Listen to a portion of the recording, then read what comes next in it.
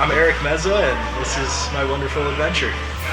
It all started out when I was on a group ride in Oak Ridge. We were riding through this old-growth forest when the fog started rolling in. I knew I had a really good shot to turn in for the competition. And this just seemed like an opportunity of a lifetime to travel by plane into the backcountry and ride bikes for a couple days. So as soon as the contest was posted online, I did some research on where the Chilcotin Mountains were and what it looked like. And as soon as I Googled that, I got so stoked. It's just high alpine meadows and trails all over the place, and wildflowers. It just sounded great. That's totally what I'm into. So we're about to head into the backcountry on a float plane. It's about to be rad! So excited. So this is my first time on a float plane. Never really experienced flying in such a small craft before. I got to fly co-pilot, which is pretty cool. Just up front and just get a panoramic view around just everything. Paul just did this amazing maneuver with his plane where he just tilted the wing and just dropped the whole plane towards the lake. And then as soon as he did that, we were within like 20 feet of the water, and then just slowly skimmed, and then had an amazing landing. It was the smoothest landing I've ever been on a plane. As soon as I stepped off the plane, that's when I really realized, holy crap, we're in the middle of nowhere. It's really quiet, and really get a sense of how expansive this wilderness is.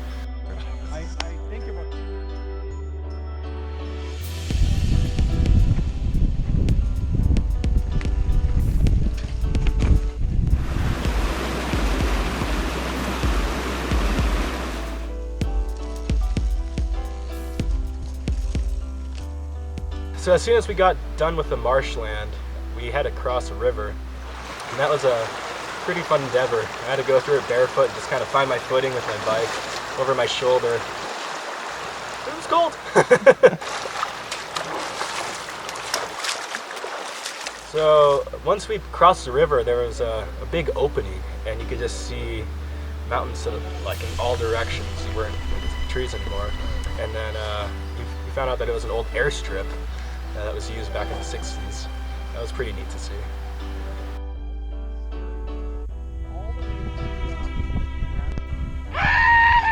So as soon as we passed the airstrip, another storm rolled through, and it was just dumping down. We had to take cover for about 10-20 minutes until it passed by. So in the meantime, we just kind of had some lunch and enjoyed the rain around us. After that, we had another creek crossing where we had just a bunch of logs just laid out, and Pat stepped on one and the whole thing just snapped, and we were just like barely holding on. That was pretty intense.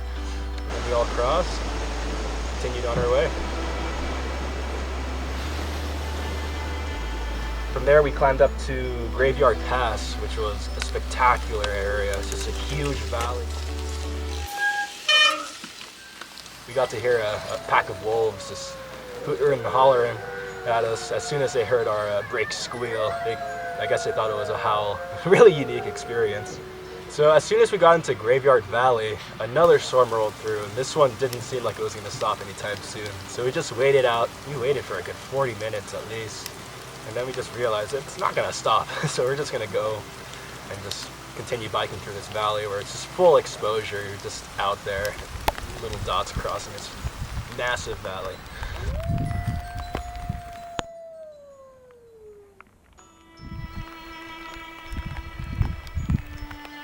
Once we got up towards the pass, the trail turned to a creek. So we were just biking in at least 4 inches of water. It was, or even deeper than that sometimes, up to a foot. Just getting drenched. By the time we got up to high altitude, we were just covered. There was no point in just trying to stay dry anymore. We were just stomping through creeks. After we crossed the valley, we had to go up Oaks Pass. There was still some snow left over from the winter, and we just had to march through it, and the wall in front of you is just like this giant red colored like scree. Oh, that's the best part. As soon as we got to the summit, it was just miles of downhill, and you get to see the entire trail ahead of you. So you can just let go of the brakes and just let the bike do all the work, and have fun jumping off some little tiny hips off the side, and try not to land in a trench, because there are a couple trenches that just got eroded out. I got stuck in one of them at one point, just having a little too much fun, not paying attention.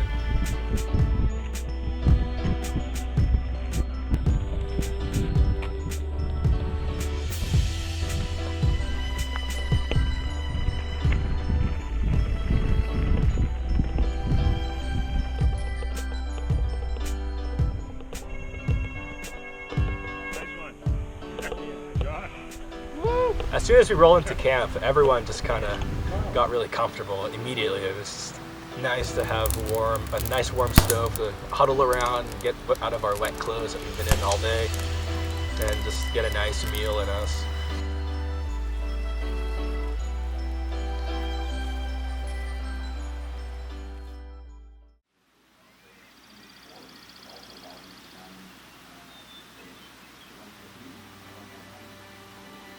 Started out the day by going through a couple meadows, and then had our first creek crossing for the day, where we just had to pull our shoes off and kind of wade through again.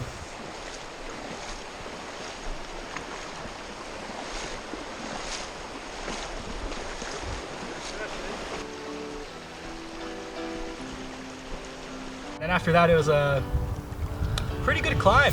It was a leg burner for sure. It was really muddy. As soon as we thought the weather was going to be great, another cell rolled by and started dumping rain on us again, so we had to take shelter under some trees for a little bit.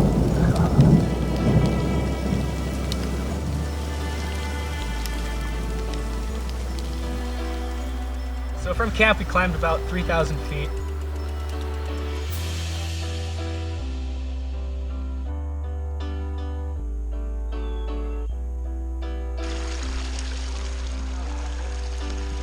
At the very top of the pass, it's called Deer Pass, and we just happened to see a deer right at the crest. That was a pretty cool moment. Definitely a good omen, because now we have this beautiful weather.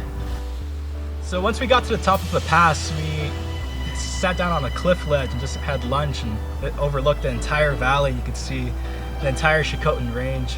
We were just eating away, and then we have a little marmot come running across the snow patch and just kind of greeted us.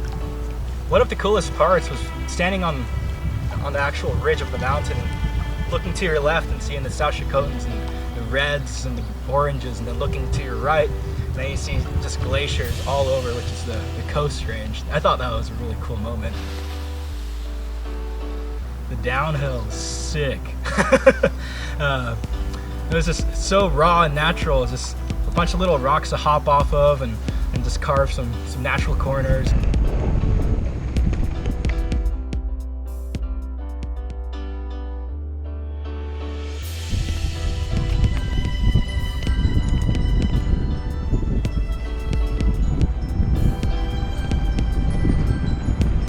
It got really steep towards the bottom of the trail. It definitely had me on my toes. A couple of blind corners coming around a little too quick, and the wheel just kind of skips out and just holding on to your line. As soon as we got to the bottom of the downhill, there was a nice grizzly bear hanging out on the mountain. It had a little den up there once we zoomed in with the camera. So after we saw the bear, we rolled down for another mile or so down into Trigger Camp, and then that's when the sun really showed. And it just started warming up from there. Now, I'm kind of getting a tan, and it's nice. It's drying out the trails. As we were at camp, I just kind of had a chance to sit back and look around me and see just the colors of all the wildflowers in every direction. It's purples, yellows, blues, you name it. It was all there. It was beautiful. So once we ripped down from Trigger Camp and past Trigger Lake, there's this cool outcropping that looked like the moon. Really kind of a technical climb to get up there. But after that, it was just all downhill straight to this lake, which is Hummingbird. Once we left Hummingbird Lake, it was a bit of a pedal up to Spruce Lake. There was some undulating cliff trails, and had to be really careful on that trail, because one wrong move and you'll end up down in the canyon. The climb up to Spruce Lake really wasn't too bad after all the climbing we did earlier that day. And then after that we rolled into Spruce Lake Camp. Got to eat a nice dinner and sit by the fire, exchange stories. It was nice. Once we got all showered up and with food in our systems, we walked over to the lake and just had a nice time enjoying the sunset over the mountain range and seeing all the fish jump out of the lake. It's really nice.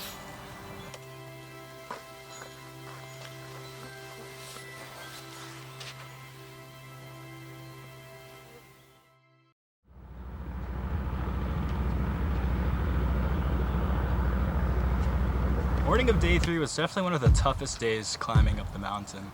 It was a pretty steep pitch and we just had to carry our bikes and yeah, that's pretty much it really. It was steep and it was painful.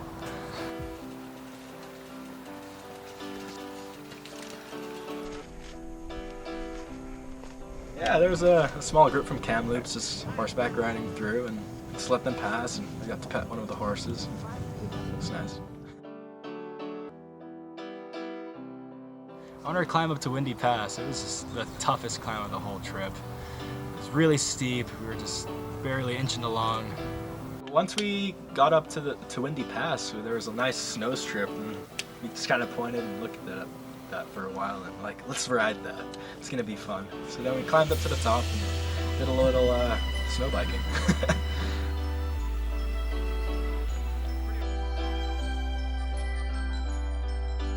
Windy Pass was quite the view. You could see both sides of the range again. And then you could see where we started. And that was really neat to see. We covered a lot of ground. You could see all of the canyons and all of the passes that we went through. Very cool. So today was really special. After all of the hard work that we put in climbing, we had just miles of downhill and technical riding through all of this alpine, canyons and meadows. It was really neat. Just so nice to just flow the trail and push the bike as hard as you can possibly ride it.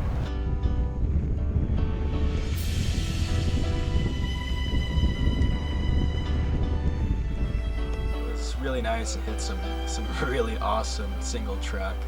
And the single track just weaved its way through all the alpine and dropped into some old growth forest. And it just flowed so well. It's such a great reward for all of the climbing that we did.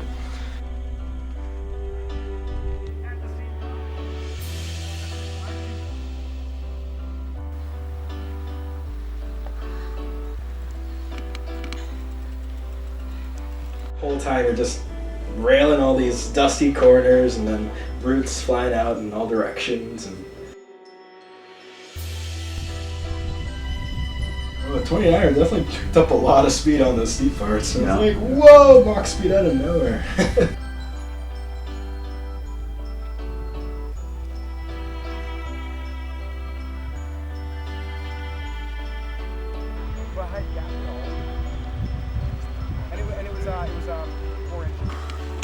Oh my god, nice one. I was white knuckling a lot of those corners for sure. So you look over and then there's just a cliff and just like, oh, don't want to go that way. This is great. I couldn't ask for anything more, really. It's like some of the sickest downhill ever. It's steep up there. Cheers, man. Cheers. Awesome. That is sick. But the part that I enjoyed the most was actually how great the bike performed. It was amazing. Like even with a heavy pack, it just accelerated uphill, which got me stoked. I never thought I'd said like 29-inch wheels, but this is one bike that I could definitely ride as my everyday bike.